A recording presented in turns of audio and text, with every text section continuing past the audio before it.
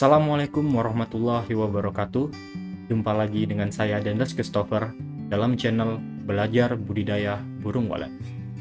Pada video kali ini, saya akan menjelaskan mengenai hama burung hantu dalam bidang budidaya walet dan bagaimana cara mengatasinya.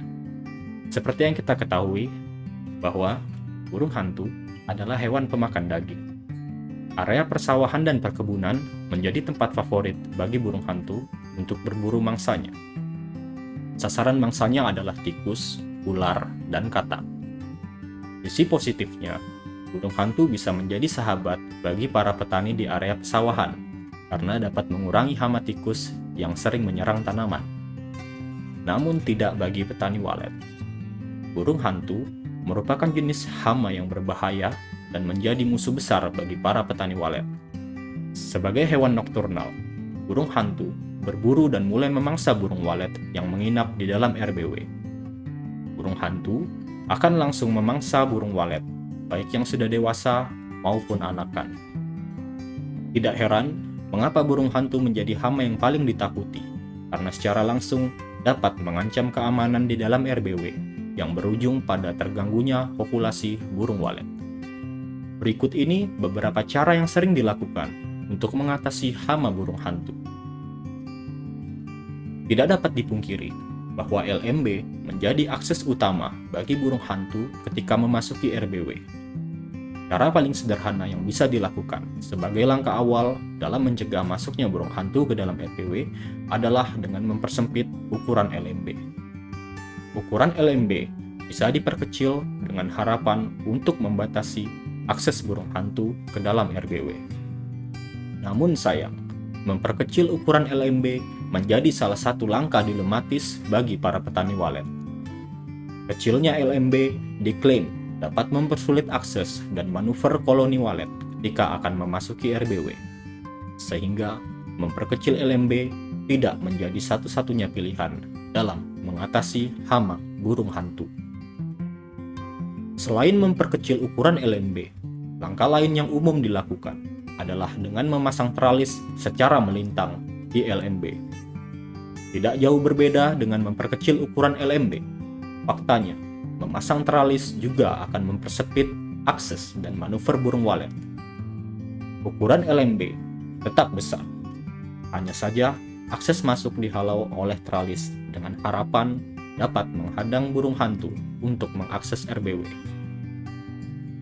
Cara lain yang juga populer dilakukan oleh para petani walet adalah dengan membuat jebakan di LMB. Ada berbagai cara untuk membuat jebakan. Beberapa petani walet menggunakan mata pancing yang diikat dengan benang untuk menjerat burung hantu yang bertengger di bibir LMB.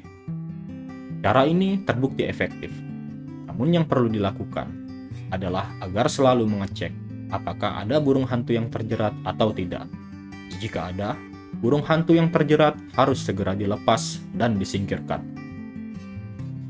Cara lain yang juga efektif adalah dengan memberikan duri atau benda tajam yang terbuat dari paku dan diletakkan dengan posisi menghadap ke atas bibir LMB, sehingga burung hantu takut dan berpikir dua kali untuk mengakses LMB.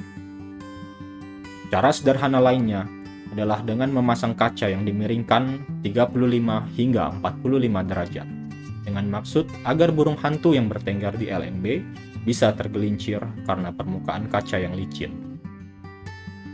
Ada juga yang memasang pipa dengan bearing berputar dengan tujuan agar burung hantu yang bertengger tidak dapat menjaga keseimbangan. Cara lain untuk menghalau burung hantu adalah dengan memasang lampu di sekitar LMB. Cara ini terbukti yang paling efektif dan banyak digunakan oleh para petani walet.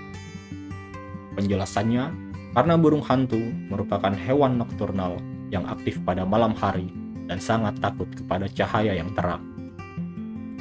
Lampu yang digunakan cukup 5 hingga 10 watt dan dinyalakan mulai dari jam 6 sore hingga jam 5 pagi.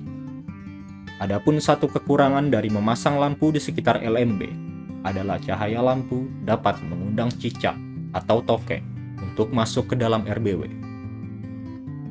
Alternatif lain yang bisa dilakukan adalah membuat LMB dengan bentuk segi 5 yang meruncing ke bawah. Tujuan dari LMB dengan bentuk segi 5 adalah untuk mempersempit posisi burung hantu ketika bertengger di bibir LMB. Sifat burung hantu biasanya bertengger terlebih dahulu untuk melihat situasi dan kondisi sebelum akhirnya memasuki RBW. Karenanya, LMB segi 5 diharapkan dapat mempersulit akses burung hantu. Adapun cara lain yang juga pernah dilakukan oleh beberapa kalangan petani walet adalah dengan membuat pintu LMB yang bisa dibuka dan ditutup secara otomatis. LMB dimodifikasi dengan pintu yang telah diset oleh timer, dengan tujuan agar setelah burung walet pulang, pintu LMB dapat tertutup secara otomatis dan terbuka kembali pada pagi hari saat burung walet akan keluar dari RBW. Konsekuensi dari pembuatan pintu LMB otomatis adalah kita harus rutin untuk mengecek waktu timer agar tidak terjadi kesalahan dalam penjadwalan terbuka dan tertutupnya pintu LMB. Selain itu, kendala teknis seperti padamnya listrik, kerusakan timer, dan lain-lain menjadi hal yang perlu diwaspadai. Jangan sampai ketika walet mau pergi pada pagi hari, pintu LMB tidak terbuka. Dan hal tersebut tentu akan membuat koloni walet menjadi stres. Memasang kawat listrik di LMB mungkin merupakan solusi ketika para petani mulai putus asa. Namun, untuk menggunakan cara ini harus berhati-hati karena selain berbahaya bagi burung walet, juga berbahaya bagi petani itu sendiri. Selain menggunakan aliran listrik, jalan terakhir yang bisa dilakukan adalah dengan memburu burung hantu secara langsung menggunakan senapan angin.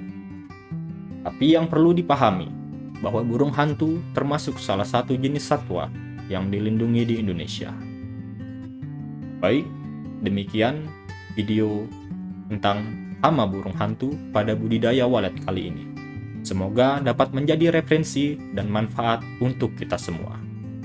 Jika Anda suka dengan video ini, silakan klik like, komen, dan subscribe untuk mendukung agar channel ini terus berkembang dalam membagi tips dan trik seputar budidaya burung walet. Terima kasih dan sampai jumpa. Assalamualaikum warahmatullahi wabarakatuh.